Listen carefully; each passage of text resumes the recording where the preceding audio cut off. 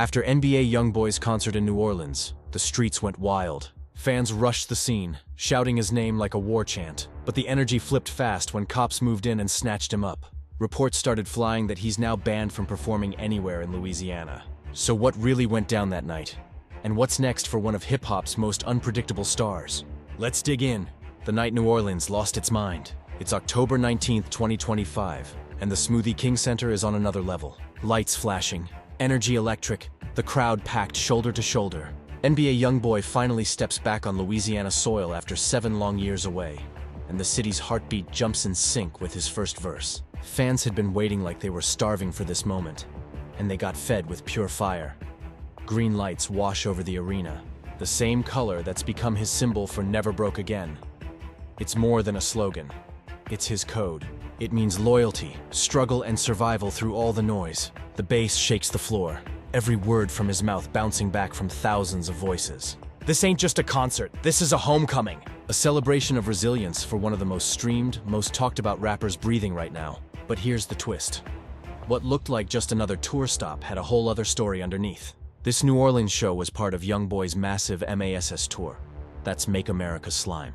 Again, a 45-city run that kicked off in Dallas last September and was supposed to wrap in Seattle by mid-November. The setup was nothing short of cinematic. Offset, Tusi and No Cap in the lineup, lights hitting like thunder, and pyros exploding every few minutes. Each song felt like a statement from a man with more chapters than most veterans. With over 26 projects deep, his day ones knew every lyric by heart. Still, the real tension started outside the music. The New Orleans Police Department wasn't taking any chances. They rolled in heavy, more than 400 officers patrolling the French Quarter and Central Business District around the arena. That's how serious it got. The city wanted control.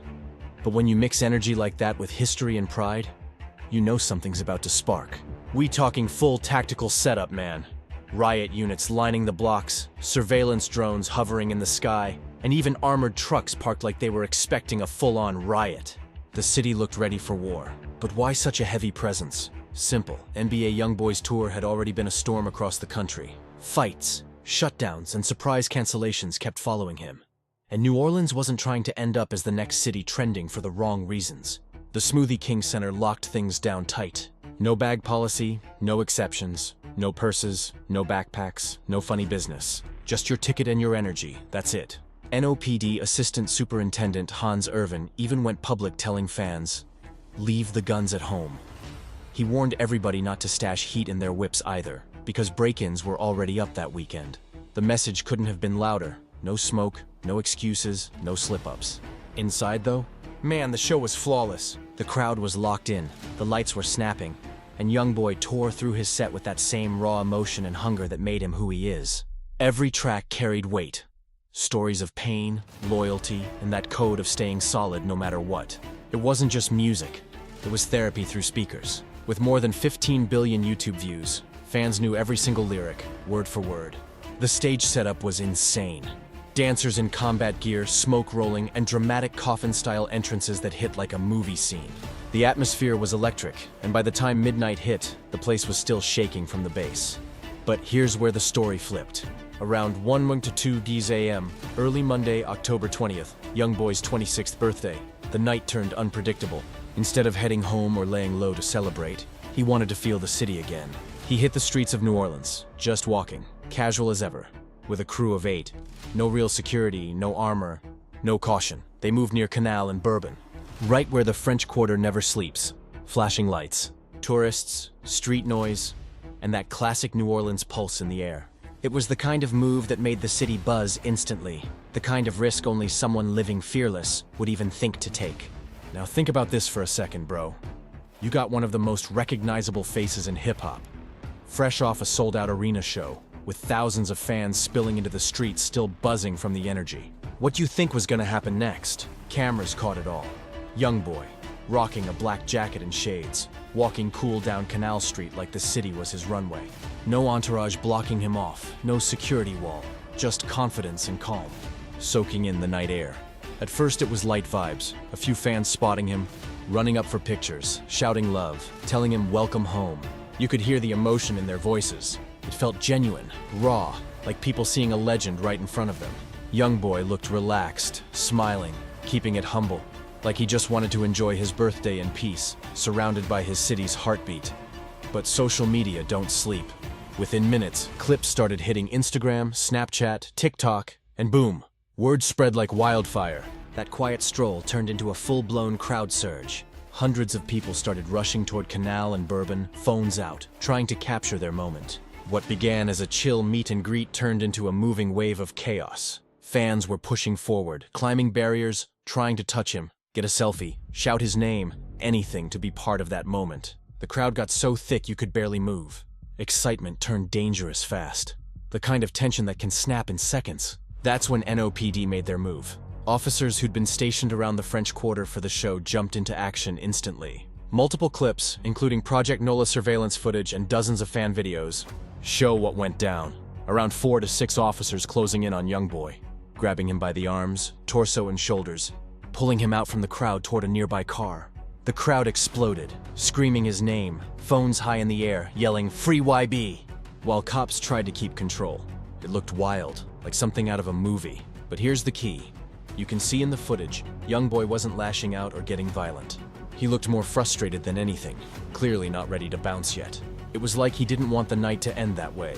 Like he just wanted one last moment of freedom before the cops shut it all down. This is his city, his people, his night, and he's being pulled away from it. You can feel that tension in the clip, that mix of pride and frustration. The whole police intervention barely lasted a few minutes, but it felt longer because the energy was so heavy. Officers managed to guide YoungBoy through that packed crowd without using anything beyond firm direction. No violence, no cuffs, no mace. Just a quick, clean extraction to keep things from spiraling out of control. No weapons drawn, no aggressive tactics, nothing reckless. It was handled smooth, almost surgical. The NOPD later dropped a statement confirming it. There was no criminal activity, no charges, and no arrests made.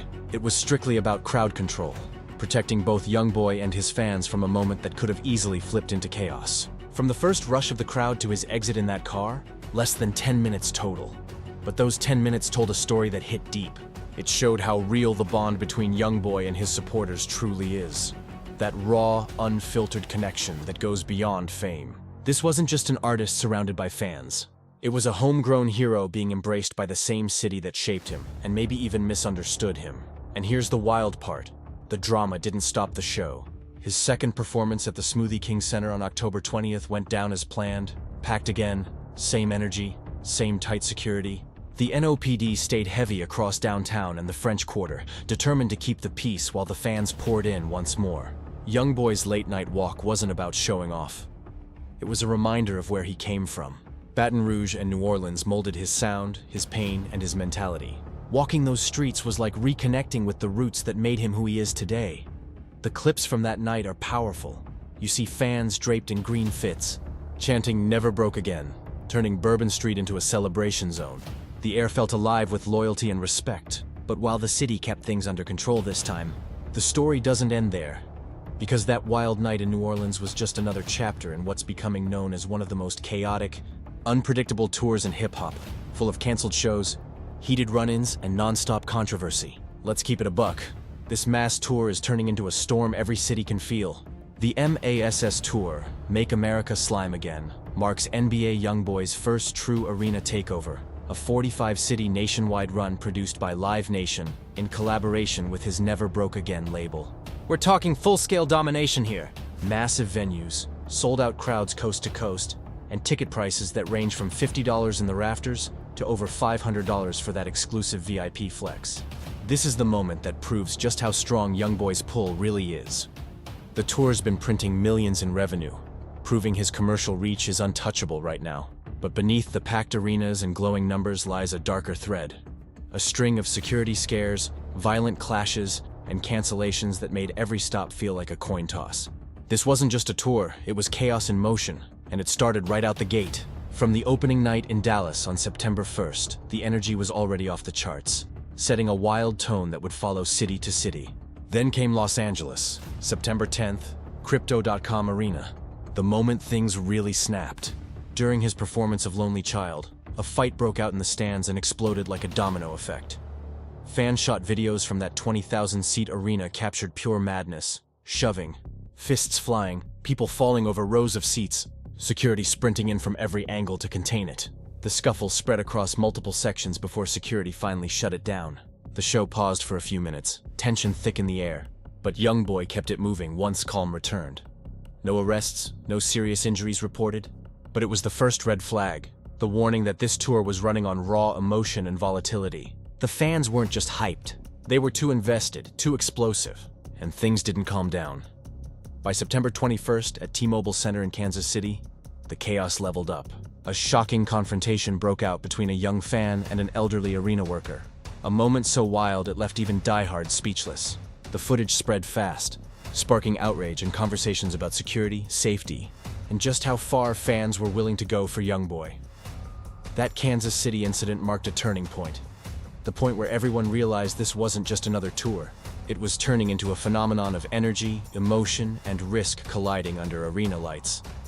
And nobody could predict what city would erupt next. But at this specific concert in Kansas City, at the T-Mobile Arena, there was an elderly man in the video that is seen being attacked by a younger guy, like a really younger guy. Elderly man was at the show? Or was the he elderly working? man was working at the arena. He was security, right? Yeah, he was security. They have a different name. A shocking scene broke out during the tour's Kansas City stop. A 14-year-old fan allegedly attacked a 66-year-old usher. Yeah, you heard that right. A teenager putting hands on an elderly staff member, throwing punches and kicks in a moment that instantly went viral across social media. Clips of the assault spread fast, racking up millions of views and sparking outrage nationwide. Shawnee Ross, the venue's VP of Sales and Marketing, released an official statement confirming that multiple staff members were injured and needed medical attention. Several had to be treated on site before being transported to a local hospital for further care. The footage was immediately turned over to local law enforcement, and the juvenile involved was detained later that night, with the case sent straight to prosecutors. This wasn't some harmless scuffle. It was a full-blown assault that raised serious questions about the energy surrounding NBA YoungBoy's shows. Are the crowds too young? Are the venues ready for the kind of emotional intensity he brings? The talk quickly shifted to security protocols, fan safety, and whether his concerts had become too unpredictable to manage. But the biggest drama didn't come from fights. It came from full-on cancellations, and most of them were connected to one thing: YoungBoy's highly publicized beef with Chicago rapper Lil Durk. Their history runs deep, way beyond music, tied to years of real-life tension and the tragic 2020 death of King Von. The beef has spilled from lyrics to the streets, and now it's starting to affect major business moves. The most infamous cancellation hit on September 24, 2025, when Chicago's United Center suddenly pulled the plug on YoungBoy's scheduled show, just one day before it was supposed to go down. The venue dropped an official statement saying they couldn't guarantee safety for attendees due to potential violence linked to the ongoing feud. Let that sink in. A major U.S. arena admitting they couldn't keep people safe. Fans who already had tickets, some who'd even started lining up outside, were told to turn around and go home. Frustration filled the air, and social media lit up with disappointment and anger. YoungBoy's manager, Alex Jr., didn't hold back. He blasted the United Center on social media for the last-minute shutdown, calling it a bailout that cheated the fans. Refunds went out through Ticketmaster, but the blow to the tour's momentum was undeniable. Still, here's the twist. Even with the cancellation, YoungBoy didn't take a loss. Industry sources revealed that because the venue canceled, not his team, he still walked away with his full fee, plus reimbursements for travel, production, and his entourage expenses. The fans lost a show, but the boss still got paid. The show. It got canceled abruptly by the venue. So because they didn't cancel, and usually if you see how these contracts read, is only time you don't get paid is if you don't do your deliverables, or what they call is like an act of God, like the building blow up or something, right? But no, they made it so they got... By the time the MASS tour hit October, things were boiling over. On the 13th, inside Columbia's Colonial Life Arena, YoungBoy had to stop his set mid-performance after a fan kept throwing stuff on stage. Bottles, clothes, maybe both. You could hear the edge in his voice when he grabbed the mic and snapped, "This a YoungBoy show. Don't play with me tonight." The crowd froze instantly. Security moved fast, yanking the troublemaker out while the arena held its breath. After a tense 5-minute pause, he jumped right back into it like nothing happened. But moments like that, they show how wild these nights can get. that razor's edge between control and chaos that follows YoungBoy everywhere. Then came Atlanta, October 15th, 2025, and it almost blew up completely.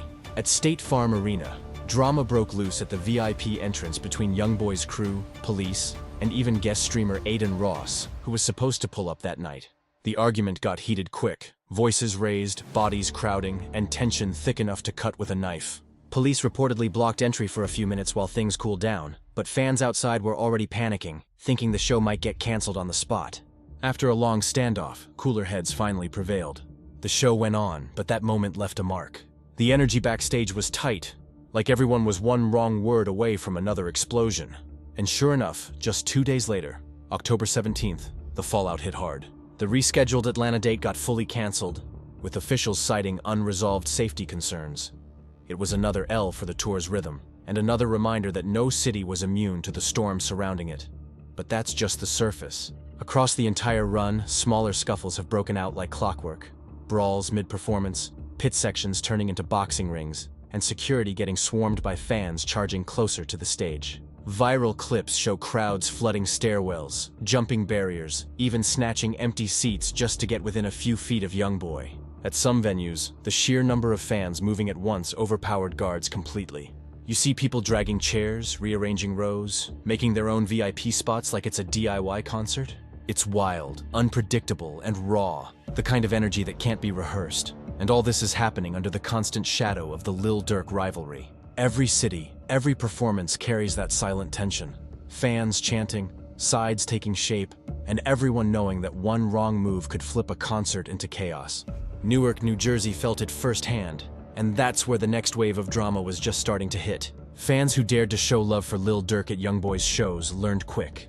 That wasn't the place for it. Anyone shouting "Free Durk" or "Free Smirk" got checked immediately. In one viral clip from the Newark stop, a fan screamed Durk's name and was instantly surrounded by members of YoungBoy's entourage and a few rowdy supporters from the crowd. Within seconds, it turned physical. Punches flying, bodies swinging, security rushing in before the whole thing turned into a full riot. The clip spread online like wildfire, proof of just how tense these crowds have become. That kind of energy forced venues to take extreme measures. Every stop since has looked like a lockdown zone. Metal detectors at every door, tight bag checks even with no bag rules in place, and police presence both inside and outside arenas. In cities like New Orleans, we're talking hundreds of officers deployed across entire districts just to manage one night of chaos. You could feel the tension before the first beat even dropped. But with that kind of money in play, it's hard to stop the machine. Each show brings in millions from tickets, merch, and concessions, not to mention the parking and after-party circuits. Live Nation and the tour investors aren't just chasing hype, they're chasing serious revenue. That's why, even after multiple cancellations and headline-making incidents, they kept pushing forward, rescheduling shows instead of folding. By mid-October 2025, the MASS tour had already hit over 30 cities. Despite all the drama, YoungBoy adapted. He began pausing shows mid-performance to calm things down, addressing the crowd directly, reminding fans to keep it real but respectful. He started balancing that wild energy with flashes of leadership, showing he wasn't just running from chaos. He was learning how to own it. The production never dropped either. Top-tier visuals, smoke, and sound that made every night feel like its own movie. But to really get why his tour feels like this, why the energy hits harder, the crowds go wilder, and the loyalty runs so deep, you gotta look at the man behind it all. The story that built NBA YoungBoy isn't about fame. It's about survival. Born Kentrell Deshaun Galden on October 20th, 1999 in Baton Rouge, Louisiana, YoungBoy's upbringing was straight hardship. His father's been serving a life sentence since before he could walk. His mother battled addiction, leaving his grandmother to raise him in a small Section 8 apartment surrounded by poverty and violence. This wasn't just a came-from-nothing story. This was day-to-day survival. Growing up in a world where making it to tomorrow wasn't guaranteed shaped his mindset, his music, and his defiance. That's why every performance feels personal, because it is. Every lyric, every glare, every outburst on stage is tied to the streets that raised him and the pain that made him who he is. Every single day for YoungBoy was survival mode. Moving through a world where violence wasn't shocking, it was expected. Opportunities were rare, and hope was a luxury. At just 11 years old, he found his escape through rap, teaching himself from YouTube tutorials and recording his first tracks using a $200 mic plugged into his grandmother's old desktop. The setup was rough, the sound was raw, but that's exactly what made it real. That unfiltered, DIY grit became the backbone of his entire sound and identity. What came out of that living room wasn't polished pop. It was pain on wax. His music blended Trap's heavy drums with haunting melodies and emotional auto-tune that hit deep. He could switch from quiet reflection to hard bars in one breath, painting pictures of loyalty, trauma, and ambition all at once. His beats, sparse and ghostly. Piano loops, eerie synths, echoing space, all reflecting the loneliness and chaos he was living through. It wasn't club music. It was confession music. Every track felt like pages ripped out of a diary written under streetlights. Since those early days in Baton Rouge, his output has been straight unmatched. Over 26 albums, mixtapes, and EPs since 2015. An avalanche of work that keeps flooding every platform.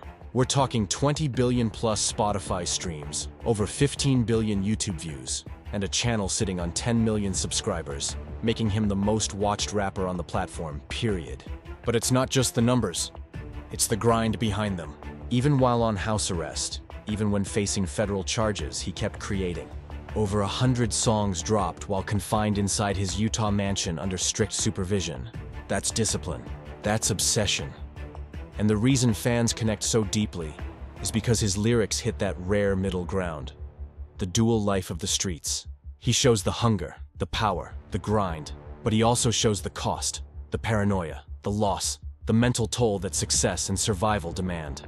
Every verse is a balancing act between victory and trauma, between defiance and exhaustion.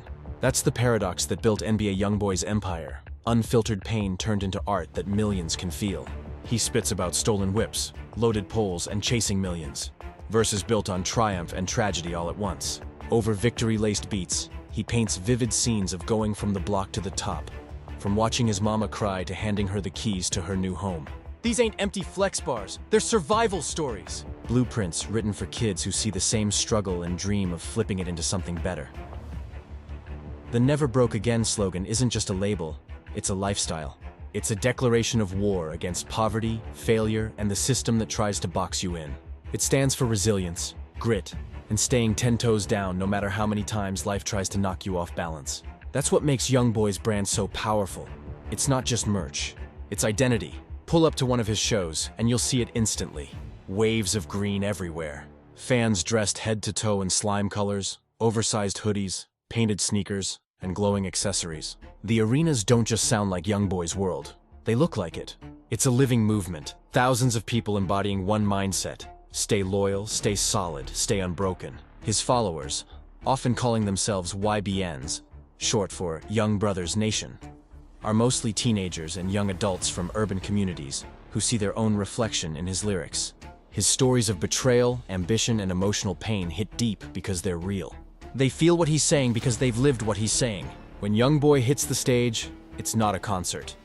It's a release. It's therapy in motion. The lights drop, the beat hits, and thousands of voices rise together like a single heartbeat. They're not just reciting lyrics. They're reliving their own stories through his words. It's a shared purge, pain, hope, and defiance all tangled in one. Critics and fans alike have compared the devotion surrounding YoungBoy to what Tupac and Lil Wayne once commanded. That kind of loyalty is rare in today's era. It's not just about hits, it's about connection. YoungBoy's crowd doesn't just listen, they believe. That's how deep it runs. And that's why his name keeps echoing long after the lights cut out. And what he's doing at these shows, it ain't just the shows. That's what me and you had this argument a long time ago. No, not me. Zaire was up here too. But yo, they love like the way the generation after us looked at Wayne. Zaire compared him to Tupac and is how I know that was they a look mistake, at YoungBoy though. I get Like he's that nigga. Like they would die for this nigga for real. Clearly. Reviews from fans who've attended the MASS tour keep saying the same thing. The vibe feels almost cult-like, but in the realest, most emotional way possible. Every show turns into a massive sing-along, a kind of family reunion from the block where strangers rap together like they've known each other for years. Every lyric feels personal, every verse hits home, and YoungBoy's stories of pain, anxiety, and loss become therapy sessions for everyone in the building. One fan from Ohio posted online that being in that crowd felt like belonging, like stepping into something bigger than yourself. Surrounded by thousands of voices all feeling the same emotion, the energy became something rare in today's disconnected world. Unity through struggle, joy through pain. It's that connection that keeps people coming back again and again. But there's always the other side of the coin, no cap. That same passion that brings people together can flip fast into aggression. Loyalty runs deep at YoungBoy's shows, and when rival energy enters the mix, things can get dangerous quick. The ongoing beef with Lil Durk, still tied to the 2020 death of King Von, has turned certain venues into unofficial battlegrounds. We're not talking online debates anymore. These are real-life confrontations. Fans throwing punches, arguments turning physical, security sprinting in to break things up before anyone gets seriously hurt. The devotion is real, but it's raw and volatile. It's like watching love and chaos live in the same heartbeat. And the crowd's makeup adds another layer to it all. YoungBoy's fanbase skews young, heavy with Gen Z and even teens under 18. That youthful energy brings wild levels of excitement but also unpredictability. These are kids who see YoungBoy as the embodiment of what they want to be. Fearless, unapologetic, and successful against every odds stacked against them. Sometimes that admiration turns into imitation, and the aggression they hear in the music spills into how they act in real life. Still, it ain't all wild energy. There's real growth in what's happening too. Amid the tension, YoungBoy's shown he can lead the crowd, not just hype it. Multiple times during the tour, he stopped the music mid-set to calm fans down, saying things like, "We family here. Put that energy in the music, not each other." And when he does, it works. The lights shift, the crowd resets, and the vibe flips from chaos back to celebration. He's been known to turn those moments into genuine connections, bringing fans on stage for birthday shoutouts, handing out stacks of cash, and continuing his habit of donating to local community centers wherever he performs. In Atlanta, the city even flipped the script and surprised him, presenting a peace pledge on stage, delivered by State Representative Inga Willis and local leaders. YoungBoy got visibly emotional, dedicating his final song to the kids watching from the crowd, the ones trying to make it out the same way he did. As the lights dimmed, he tossed signed merch into the crowd and hugged fans over the barrier, closing the night not as a superstar, but as someone who's lived the pain and still found the strength to inspire others.